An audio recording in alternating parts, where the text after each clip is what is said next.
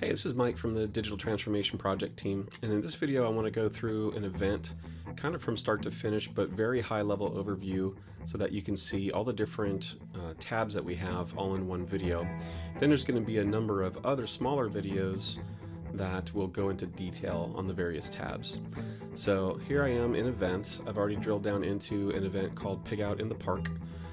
At the very top here, this is the business process flow, and you can check into any of these to kind of see some of the high-level things that we're going to be able to use.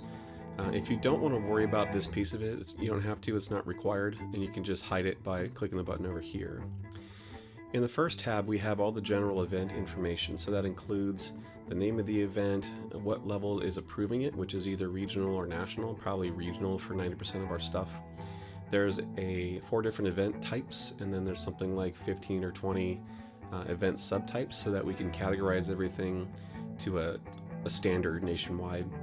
The event times, the address of where it's going to be, and all the addresses inside the VMS are getting geo-verified, and so there's a search button here. Once you put in the address, hit search, it'll pop up a window and you can select it, so that way we know that it's going to be a valid address.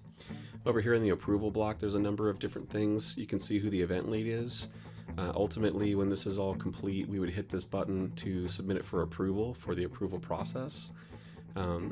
It records when it was submitted. If there's a waiver required, you can check this box. The final approval is listed here, although most people won't be able to change it. If you wanted to restrict it, you could, which means it simply wouldn't show up on the volunteer portal. For example, if it's just an internal meeting in order to, go through the logistics cache or something like that, you would block it from the portal just by clicking that button. Down here we also have the registration details, so you have the ability to do a minimum and maximum. You can waitlist it. There is some other fields you can play with. Here's the event description. So this event description is where you would put in the blurb that you want to show up in the event portal. So it's important that this is up to brand standards, and it's the same way that you want it to look for the volunteers to be able to read it and decide if they want to go. Session details is set aside for the specifics for that particular event. So be here at this time, park in the front, get the parking pass from this guy, click this link to do a different waiver ahead of time. Like, all the event specific things could go into session details. Any prereqs that this particular class requires, or this event requires, you can hit the plus sign and add more prereqs like module 1 or whatever you want. Whenever you do the event closeout, that's part of this follow-up section. You can decide whether you want to send a survey or not, pick what survey you want to send, and then decide to send it to everyone that actually attended, everyone that registered, or just to not send the survey, which is kind of the same as just saying no here. The event approval block will grow, it'll expand and contract based on the overall dollar amount, and the names that come into the different approval levels are based on the master lists for this event location. And so if you don't know what a master list is, go watch the master list video, because it's pretty important throughout the entire VMS. So this particular event is in the middle of approval, the approval process. So in this case, Andy would have already approved it. As soon as he approves it, it would send an email to the next person, which in this case is Amanda. So in theory, I mean, this is just a test, but in theory, this is waiting on Amanda to look everything over and approve it. She could put whatever comments she wanted in, and then it would go to Jonas. And in this case, Jonas would just approve the next 2 levels, and then it's done. The logistics section is fairly robust. The way that this is laid out is that you would put in a blurb of basically the entire logistical plan, just kind of put it all out here. And then depending on what type of equipment you need, you'd check the box to say that, yes, I need some kind of kit, like a Sawyer kit or a muck out kit or something like that. Yes or no, I need something out of a local cache. Yes or no, there's accommodations that are required. Yes or no, I need a rental vehicle, and then there's a bunch of different information specific to rental vehicles.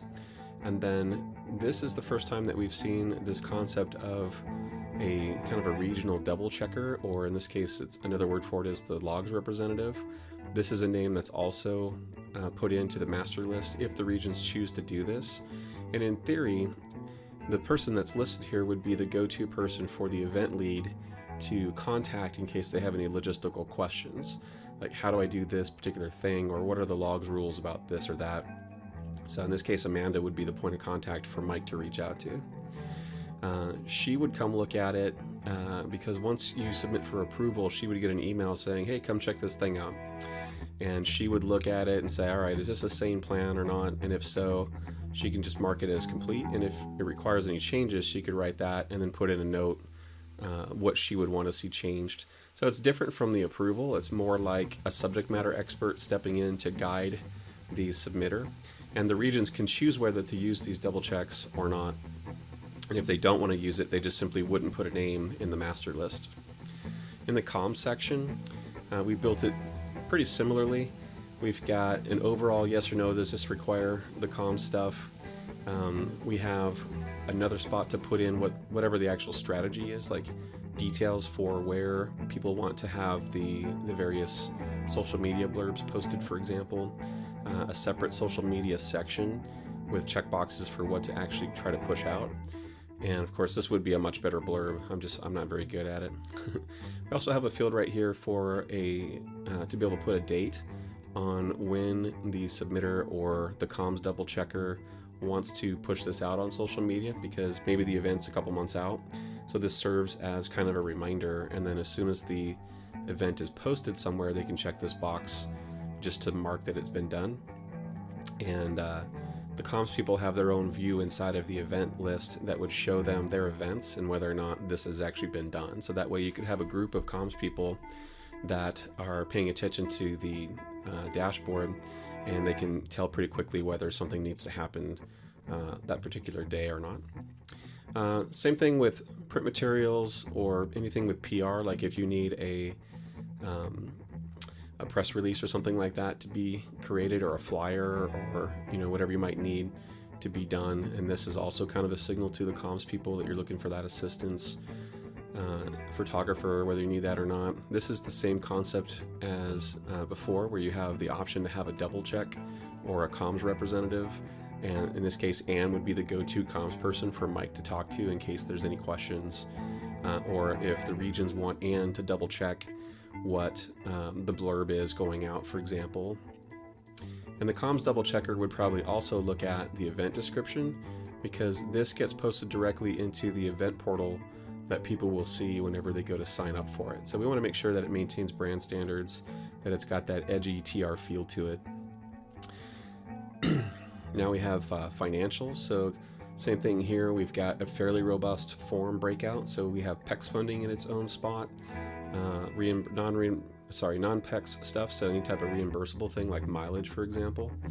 And this is a calculation, so if I put in 4 people that are going, let's say 75 miles, and then I save it, this tiny little save button over here, you can see this goes up, and it also brings up the overall total. So all the calculations are done for you, which is good. TR Exchange, if you have to do flyers or something, you can put that in here. Anything that we're direct billing, like Home Depot, Enterprise, or in the future, if we add more partners, we can add more to that as well.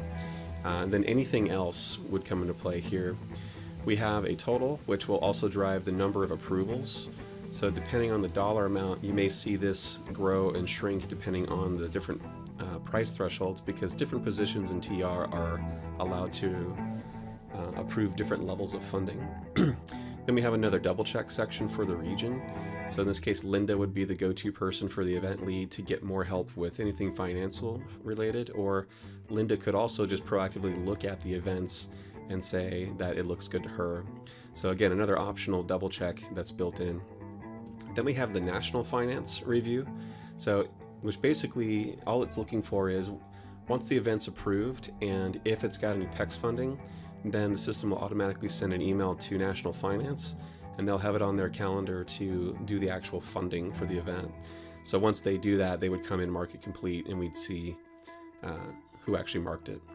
Then we have a newer section, this emergency PEX funding request. In the event that the PEX funding has already been funded and maybe someone's locked it out so that you can't change it. Let's say that the PEX cards got funded yesterday, the event's in a couple days from now, and you figured out that you need another $500 or something. The event lead or any of the approvers can come in here and they can say, I need another $500. And then it will send a message back to the approver, and then once approved, that'll send a message back to National Finance, and then they can come back in and mark this as complete. If this is an event that requires instructors, you have the ability to add an instructor, which we'll talk about in the actual instructor video.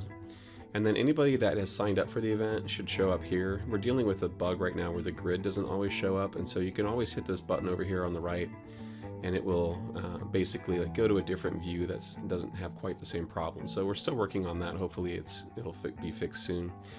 If your event has a wait list, you'll see all the people waiting here. We are looking at adding some additional fields, and so they might show up here. Anybody who cancels will also show up here. And then we have this last section of internal information that will ultimately not be seen by most people. Right now it's in here for troubleshooting purposes as we're finalizing what this all looks like. So that's it for this video. The next set of videos are going to do a deep dive into each one of these sections to talk about some tips and tricks and gotchas that we've found along the way.